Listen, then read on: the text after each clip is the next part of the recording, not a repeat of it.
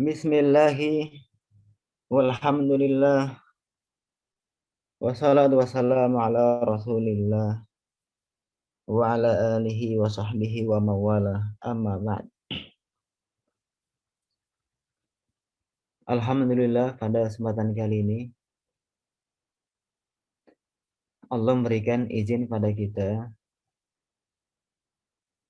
untuk latihan membaca kitab Arab yang tanpa harokat.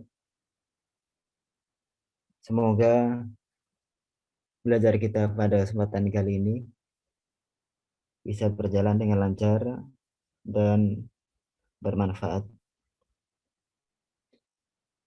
Sekarang kita akan meneruskan latihan kita pada naskah yang sudah terpampang di layar. Semoga semuanya bisa melihat dengan jelas. Kita langsung mulai.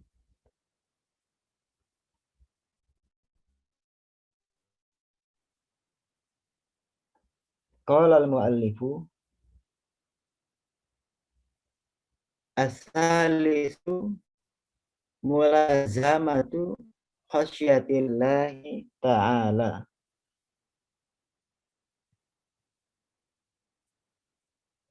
At-tahalli bi'imarati zahiri wal batini bihasyiatillahi ta'ala.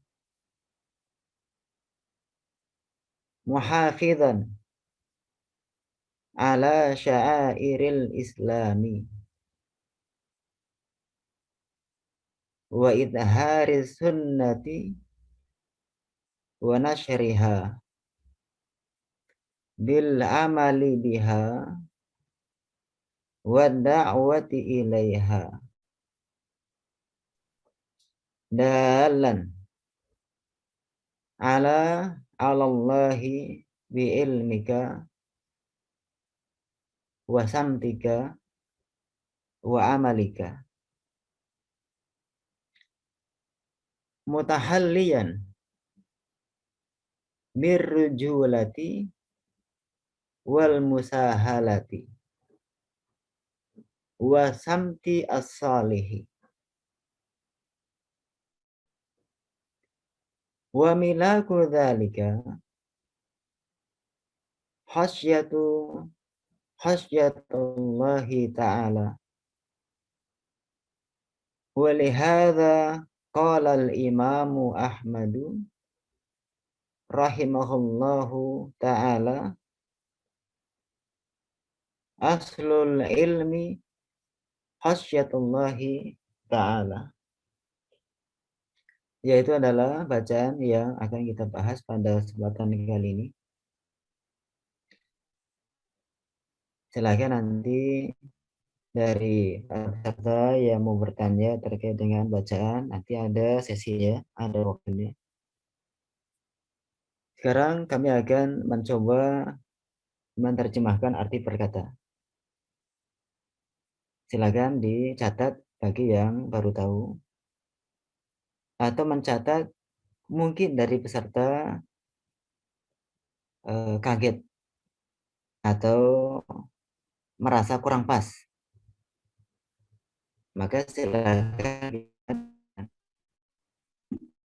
Bisa jadi ada di antara peserta yang lebih paham satu kata daripada sekian kata daripada kami, maka silakan kita belajar bersama, dan manusia tidak ada yang lepas daripada kesalahan.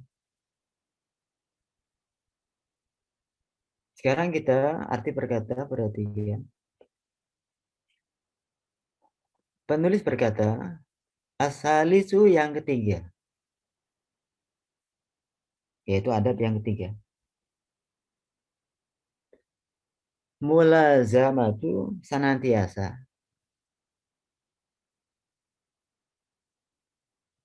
Khasyati takut.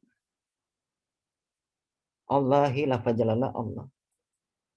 Ta'ala yang maha tinggi. bawahnya ya. At-tahalli, berhias.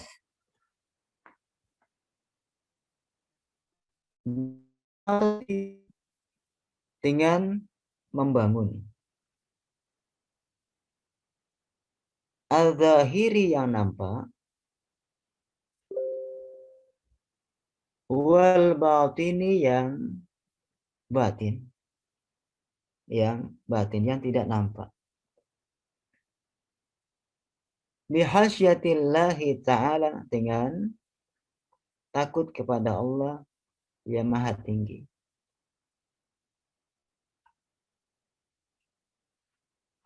Muhafidhan,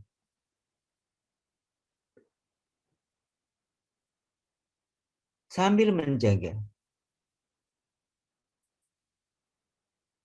Ala syairil islami, atas syiar-syiar Islam.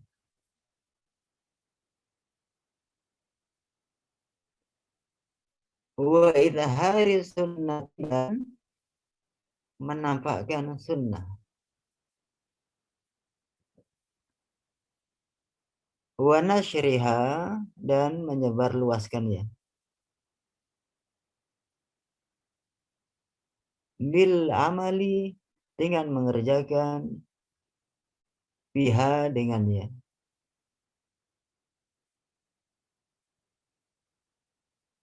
Wa da'wati, dan berdakwah.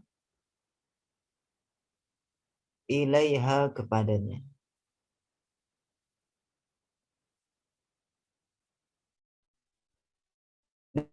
Dan sambil menunjukkan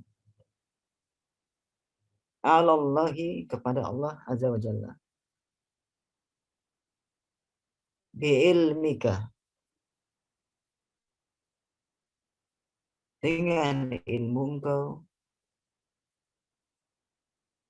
Wasamtika, dan tingkah engkau. Wa amalika, dan amal engkau.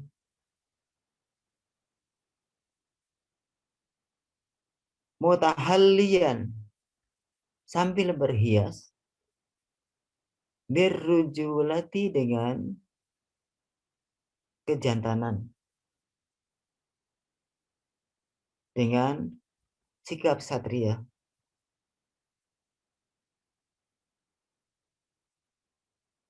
Wal musahalati, dan toleran. Wasamti as-salihi, dan tingkah yang baik.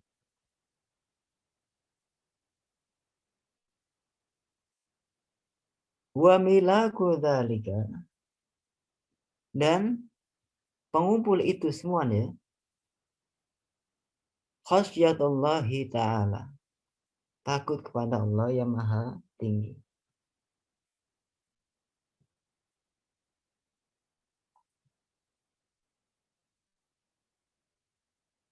Walihada, dan oleh karena ini. Qala al-Imam Ahmadu, telah berkata Imam Ahmad rahimahullahu ta'ala, semoga Allah merahmatinya yang maha tinggi.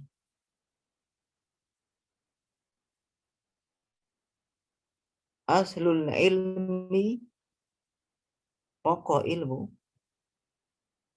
Khasyatullahi ta'ala, adalah takut pada Allah yang maha tinggi.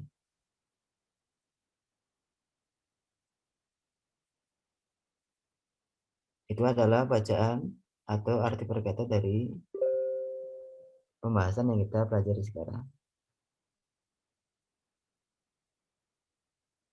Sekarang kita masuk pada arti secara tafsiri ya, secara maksud, sekaligus faidahnya.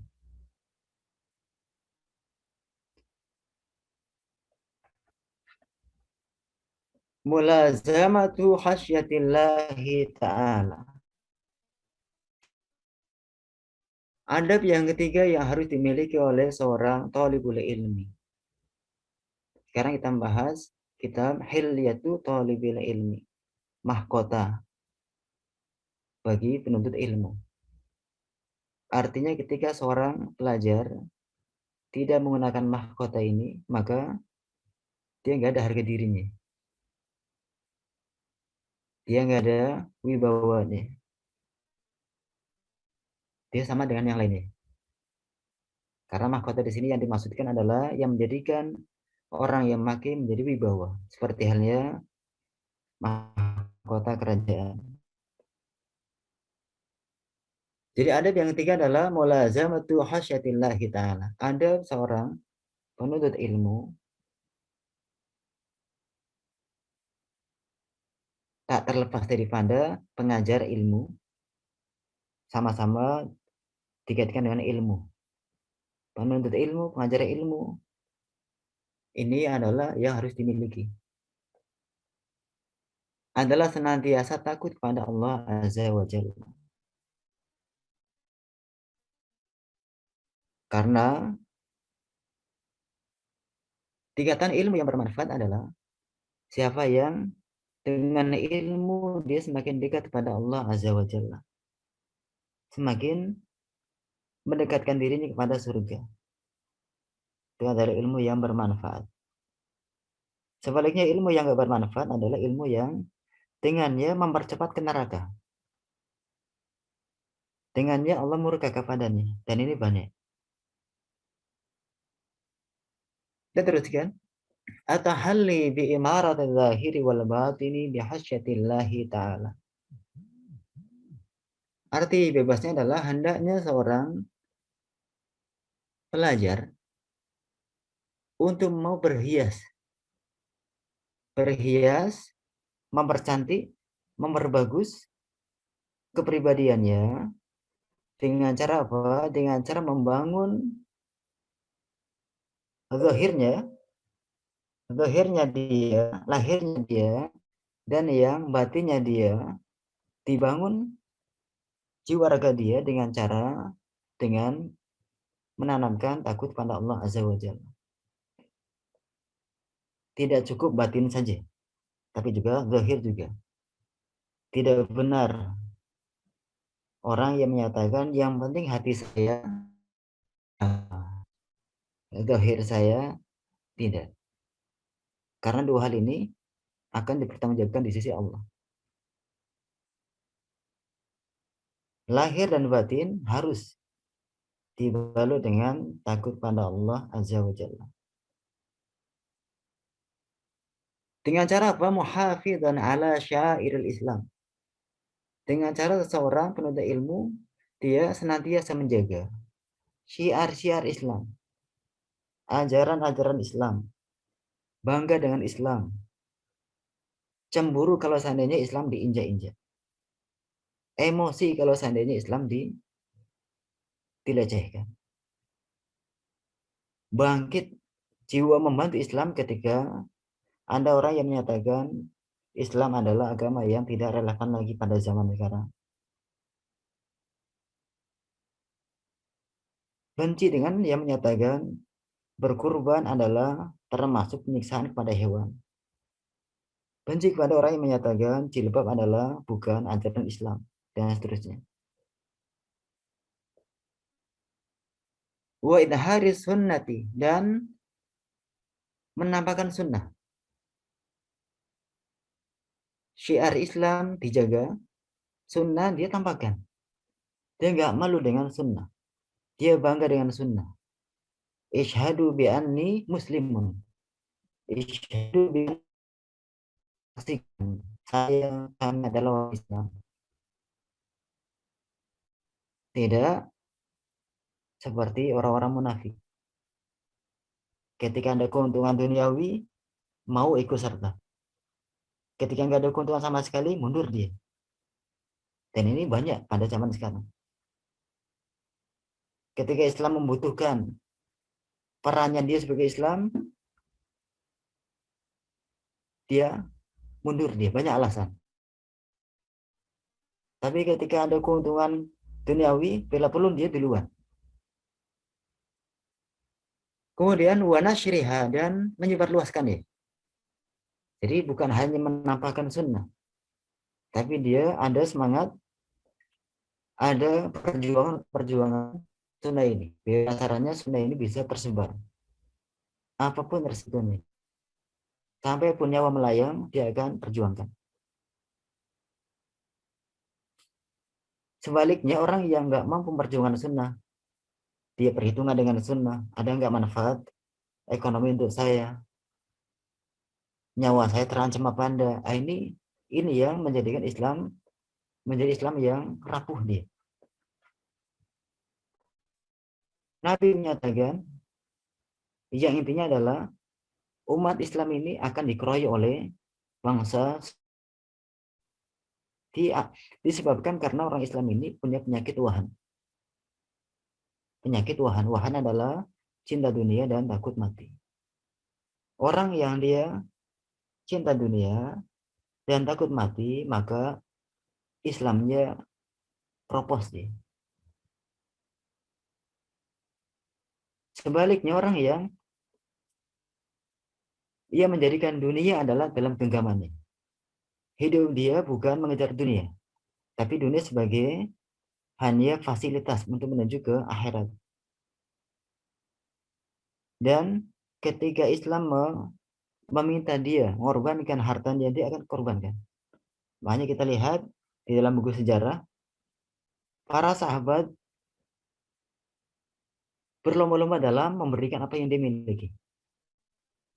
Contoh ketika mau berperang, para sahabat datang, Anda yang memberikan sekian persen.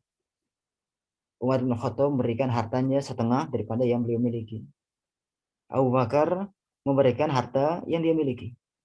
Jadi kita tanya, bagaimana keluargamu? Maka saya tinggalkan bagi mereka Allah dan Rasulnya.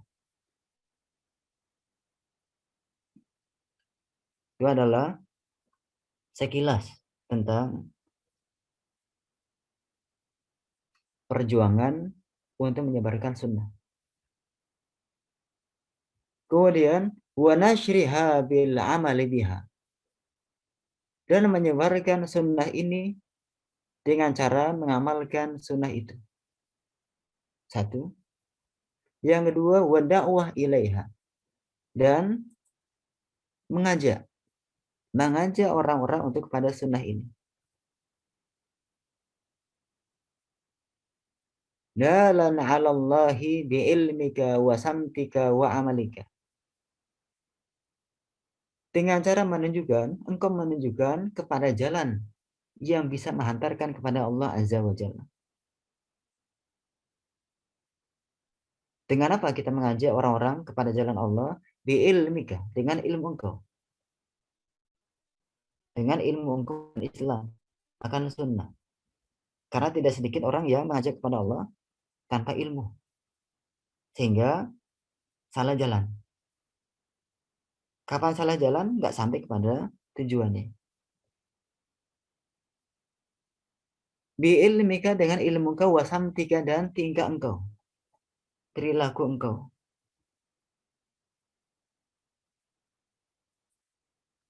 Nggak cukup dengan ilmu. Betapa banyak Islam ditolak oleh para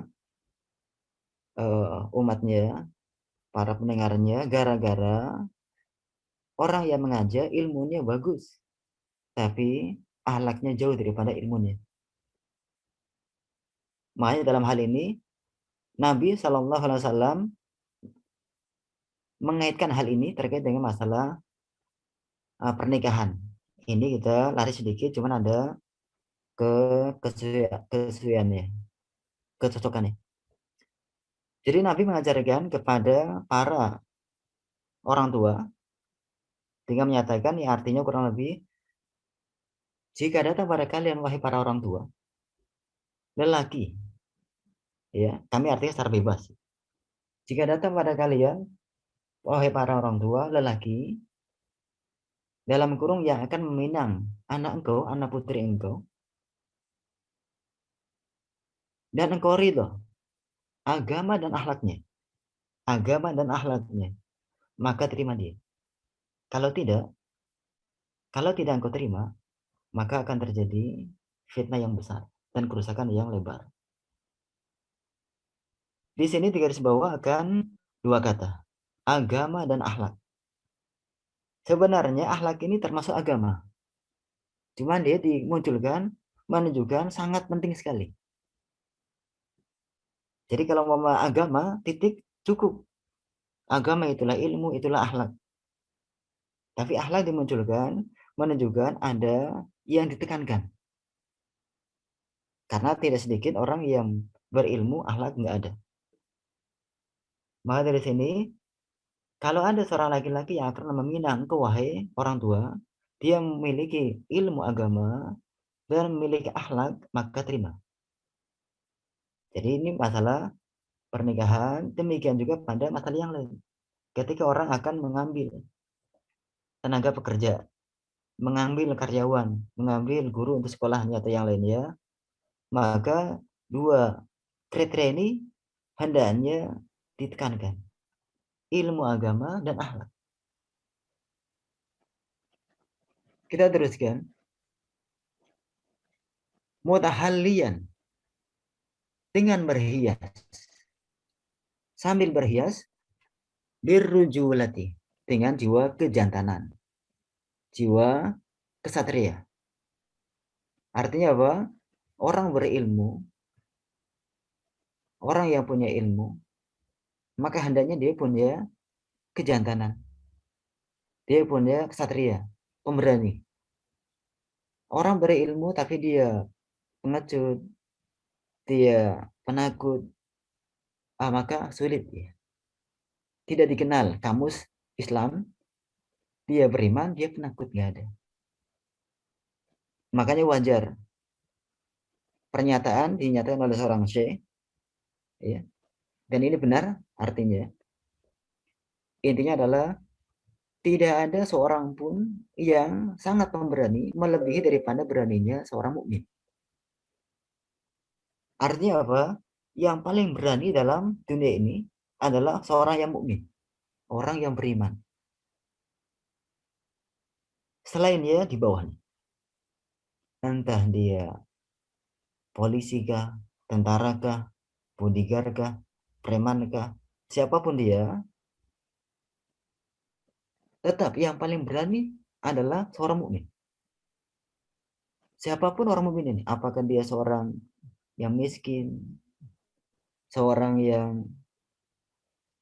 yang di hadapan orang nggak punya ya kebanggaan, ya, bukan pejabat atau yang lain ya.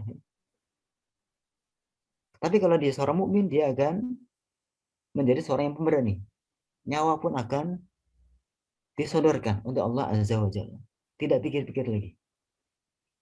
Sebaliknya, kalau imannya lemah, meskipun dia punya kekuatan yang hebat tenaganya, jabatan yang luar biasa, imannya digoyah, dengan harta dia tergiur, dengan godaan-godaan yang lain dia terpukau, lemah dia, keropos dia. Kemudian wal musahalati, dan toleran. Kalau dalam penjelasan buku ini ya, yang dijelaskan oleh Syekh Asy'atari, Syekh Asy'atari. Jadi yang menjelaskan buku ini, Hilyatul Thalibil Ilmi, yang berbentuk kitab ada dua, sepengetahuan kami. Yang pertama adalah Syekh Muhammad bin Shalih Al-Utsaimin, yang terkenal. Yang kedua adalah Syekh Asy'atari. Nama lengkapnya adalah Syekh Sa'ad bin Nasir bin Abdul Aziz Abu Habib Asy'atari.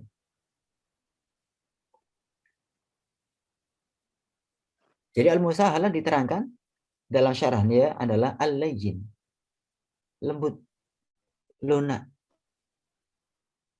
Jadi kalau dalam bahasa hadis ya, ajalah orang-orang bil hikmah, dengan hikmah. Wal mau'izatil hasanah, dan nasihat yang baik. Jadi karena Islam adalah semboyan, orang Islam adalah lasna du'at. Nahnu du'at, maaf. Nahnu du'at walasna qudat. Kami adalah para penyeru pengajak.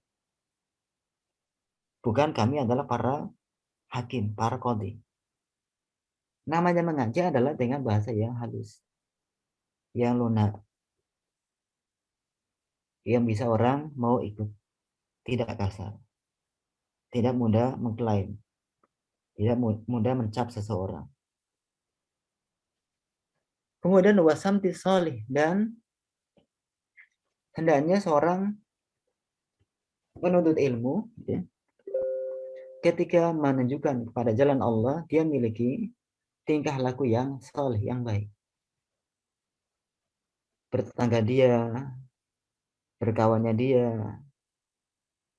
tindak tanduknya. Makanya dalam bahasa Al-Quran, sampai berjalan pun dinilai. Orang yang berilmu jalannya dengan orang yang nggak berilmu jalannya lain. Lain. Orang yang nggak berilmu jalannya, matanya sana sini. Semuanya dilihat. Ada wanita yang bukan mahramnya dilihat, bahkan diciulin. Orang yang alim, orang yang berilmu, seorang yang penuntut ilmu, maka dia akan menundukkan pandangannya ketika berhadapan dengan perempuan yang bukan mahramnya. Kemudian ketika berkata dengan perkataan yang bagus. Kemudian ada orang bodoh yang berbicara dengan dia berucap dengan ucapan yang selamat, yang tidak menjatuhkan pribadi orang yang bodoh ini dan seterusnya. Wa milaku dzalika, dan pengumpul hal itu semuanya, inti itu semuanya, atau kunci itu semuanya adalah khasyatullahi ta'ala. Adanya rasa takut kita kepada Allah Azza wa Jalla. Jadi semua yang di atas pembahasannya, ya, dari at-tahalli sampai asali adalah kita menanamkan pada zahir kita, pada lahir kita, dan pada batin kita takut kita pada Allah Azza wa Jalla. Oleh hadza qala Imam Ahmad, dan oleh karena ini Imam Ahmad, semoga Allah merahmatinya, mengatakan aslul ilmi khasyatullahi ta'ala. Pokok ilmu, pangkalnya ilmu, dasarnya ilmu adalah adanya ketakutan seseorang pada Allah Azza wa Jalla. Ya, itulah adalah sekilas terkait dengan faedah daripada bacaan ini. Mungkin karena waktunya sudah banyak termakan untuk penjelasan, mungkin sekarang langsung masuk kepada sesi tanya jawab. Yang mau bertanya terkait dengan bacaan ini dari sisi nahwu dan sorofnya, atau terjemahannya, atau maksudnya, silakan.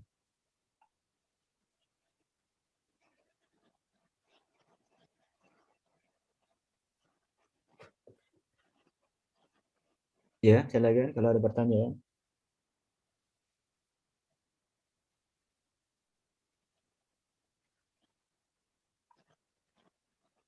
Jangan malu-malu bertanya, silakan. Jangan menganggap pertanyaannya dianggap dasar atau rem atau yang lain, ya. Kita belajar bersama di sini.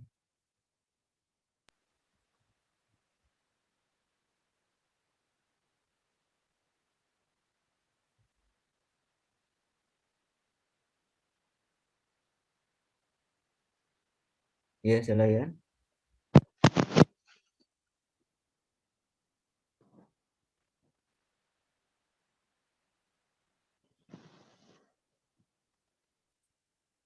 Atau mungkin ada yang ingin menanyakan Durusul Lughah materi 1, 2, 3, silakan juga.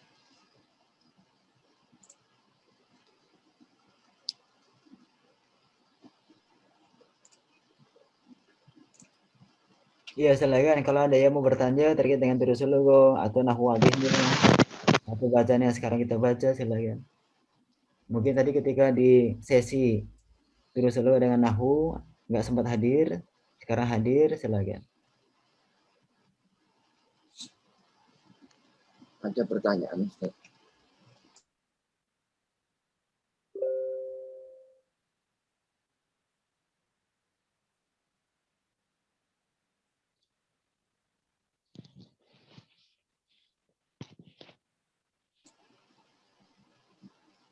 Ada pertanyaan silakan.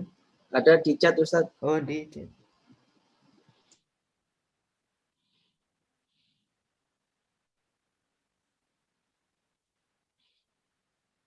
Di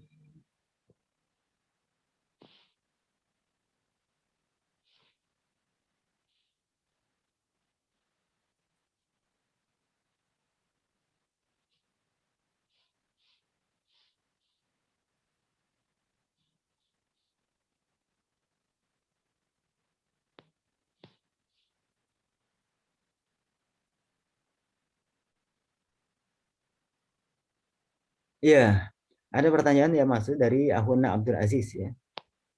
Semoga Allah menjaganya.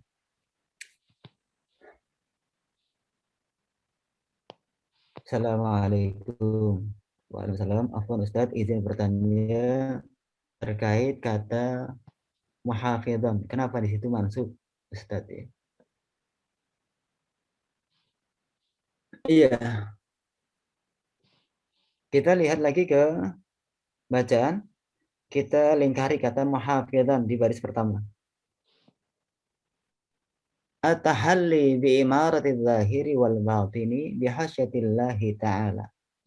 Muhafidhan ini dinasabkan, difathahkan. Apa alasannya? Di sini sebagai hal. Di sini sebagai hal. Hal adalah isim yang mansub yang menerangkan tentang sahibul hal. Contoh yang lainnya umpamanya Ja'a Muhammadun rakiban. Ja'a Muhammadun rakiban. Telah datang Muhammad rakiban dengan mengendarai. Rakiban dia hal menerangkan keadaan si Muhammad ketika datang. Muhammad telah datang dengan mengendarai sambil naik kendaraan. Contoh yang lainnya Ja'a Muhammadun masyian. Telah datang Muhammad dalam keadaan berjalan atau sambil berjalan, dengan berjalan. Ini muhafizan diartikan sambil menjaga, dengan menjaga. Jelas kira-kira ya Akhuna Abdul Aziz?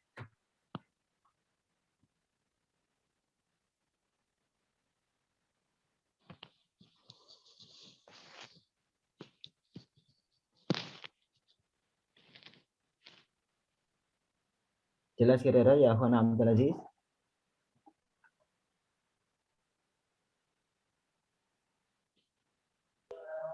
Nah, Ustaz jelas. Syukran. Afwan.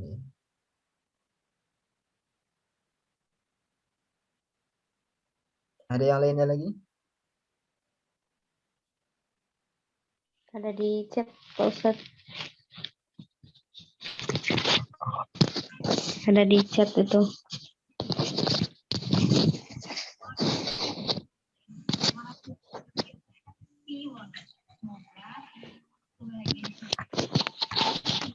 Ada di chat. Iya, baik.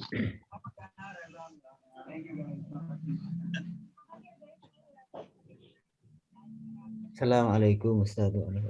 Afwan Ustaz, kalau orang yang mempunyai banyak ilmu, sering melakukan sunnah, namun masih menyimpan kesyirikan, itu gimana Ustaz? Jelas. Ya. Ini terkait dengan orang. Ya, terkait dengan.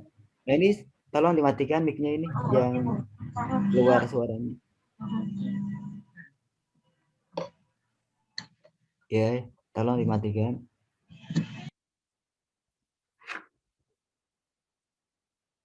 Ya, terkait dengan orang yang memiliki banyak ilmu, kemudian melakukan sunnah, tapi dirinya ada tersimpan kesyirikan. Ya, memang pengetahuan terhadap syirik, pengetahuan terhadap bid'ah, syirik lawan daripada tauhid, bid'ah lawan daripada sunnah. Ini banyak yang orang-orang nggak paham. Ustaz. Ya. Syirik ini harus ini juga. Syirik ini syirik atau syirik itu iri. Oh iya. Kan kadang orang bilang, kamu syirik, maksudnya iri. Nah ini yang mana ini? Ya silakan. Ya bertanya, syirik ini apakah maksudnya adalah syirik syar'i, menyekutukan, atau iri? Mungkin silakan diberikan penjelasan biar nggak salah jawab. Iri dengki. Oh, siriknya itu iri. Oh, Jadi iri, bukan syirik, Iya. Ustaz. Ya. Kalau bedanya sirik sama iri itu apa? Kalau menyekutukan itu lebih itu ya. Iya. Sekarang kita masuk kepada iri dulu ya, iri. Iya. Jadi ketika orang yang berilmu tapi iri, ya, maka berarti seseorang ini dia punya penyakit hati. Punya penyakit hati. Dan orang yang punya iri dan terus dikembangkan, maka justru akan semakin susah hidupnya.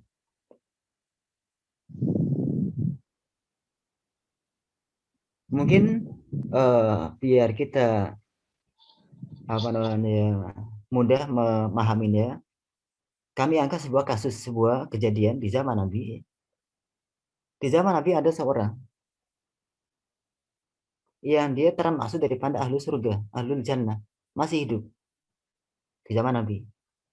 Kemudian ada orang yang penasaran siapa dia dan bagaimana gerak-gerik dalam kehidupannya.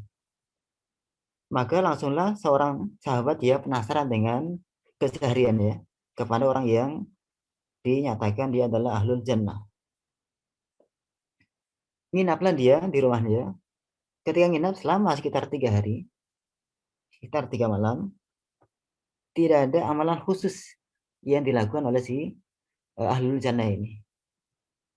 Kemudian di akhir ditanyakanlah, apa penyebab kok bisa engkau oleh Nabi termasuk ahlul jannah? Maka si laki-laki menyatakan kurang lebih artinya mungkin faktor hati saya. Hati saya tidak ada iri. Orang diberikan apapun, saya nggak ada iri. Saya ridho. Nah, disinilah hendaknya orang yang punya ilmu, orang yang ingin hidup yang bahagia, maka pakailah rumus ya. Kun ardun nasi takun aghnahum. Jadilah engkau orang yang paling ridho, maka engkau akan menjadi orang yang paling kaya. Jadi singkatnya, masalah iri adalah penyakit hati. Ini kalau dibiarkan akan semakin sengsara seseorang, ya. Dunia akhirat malah. Dia dunianya sengsara, maaf, dia seorang orang yang miskin, katakan orang miskin. Iri dengan yang kaya. Iri dengan yang kaya. Maka apa? Irinya ini dia dapat dosa. Sudah dosa di dunia, akhirat kena dia.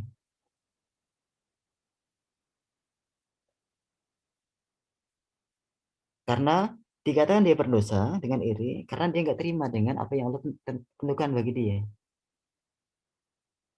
Dia nggak terima. Dia nggak ikhlas menerima apa yang Allah berikan pada dia. Sedangkan seorang mukmin hendaknya senantiasa ikhlas menerima ridho dengan apa yang Allah berikan. Makanya dalam hal ini Nabi menyatakan al-qanaatu kanzun la yafna. Qanaah, terima apa adanya adalah perbendaharaan kekayaan yang tidak akan pernah punah. Siapa yang dia punya qanaah, punya ridho, maka sungguh dia sebenarnya menjadi orang kaya. Hidupnya akan santai, enak. Jadi yang punya rasa iri hendaknya disingkirkan kalau tidak akan menjadikan dia sengsara dunia akhirat. Kita ingat dengan sahabat Nabi yang bernama Imran bin Husain. Imran bin Husain radhiyallahu anhu. Bagaimana kepribadian beliau pernah diberikan penyakit berupa tidak bisa berjalan, lumpuh. lama, tahun-tahunan, bertahun-tahun. Ketika ada yang menjenguk dia, nangis. Ditanya oleh Imran, kenapa engkau menangis? Dia jawab, saya nggak tega, saya iba dengan yang menimpa engkau. Apa jawaban Imran? Dia menyatakan, saya menyenangi apa yang Allah senangi. Allah menetapkan, menakdirkan saya seperti ini. Dan Allah mencintai kalau saya menerima. Saya rela. Nah ini. Makanya orang yang berilmu, yang memiliki rasa takut pada Allah, maka hal-hal yang lainnya dianggap ringan dia. Mau diuji dengan kemiskinan, diuji dengan fitnah yang lainnya, dia akan tegar. Karena yang diincar adalah surga Allah. Mungkin jawaban yang berbentuk cerita ini bisa diambil kesimpulan ya. Paham kira-kira semuanya? Syukron Ustadz.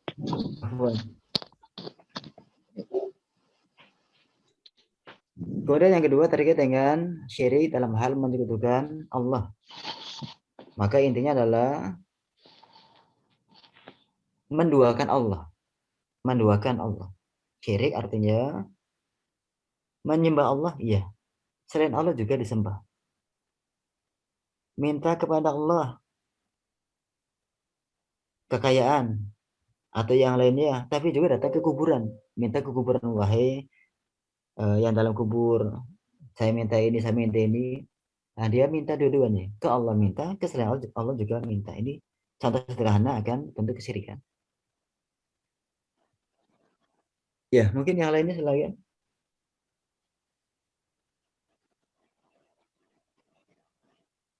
Ada masalah lagi? Dan ya, latihan kita baca kitab, membaca beberapa kalimat atau beberapa kata-kata yang sedikit. Semoga yang sedikit ini bisa diambil manfaatnya. Mohon maaf atas segala kurangnya. Walhamdulillah subhanakallahumma bihamdika asyhadu an la ilaha illa anta astaghfiruka wa atubu ilaik. Walhamdulillah wassalamualaikum warahmatullahi wabarakatuh. Waalaikumsalam warahmatullahi wabarakatuh. Sampai ketemu lagi.